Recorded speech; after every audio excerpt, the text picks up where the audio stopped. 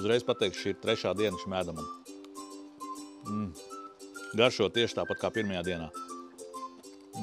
Uz pannas sīpols, ķiploks un abrūninām. Tad pievienojam gaļu, sāls, gaļas kopējā garšviela, gaļas garšviela ar garšaugiem, arī ķiploku pulveri, nedaudz čilī, melnos piparus un vēl ķiploku piparus. Kārtīgi samaisām un lai cepās. Paralēli izcepu kartupeļus, kā cept aprakstā. Tad jau mērce blenderī biespiens, grieķu jogurts, jalapeņo pipars, citronu sula, sāls pipari, arī paprikas pulveris, nedaudz ķimenes un, protams, siers un sablenderējam. Kad gaļa apcepusies, pievienojam papriku. Es pieliku sāli un tad pasautējam. Un tad pievienojam spinātus un atkal pasautējam. Un tad lielākā traukā beram kartupeļus, gaļu, mērcīti un kārtīgi samaisām. Un labu apetīti!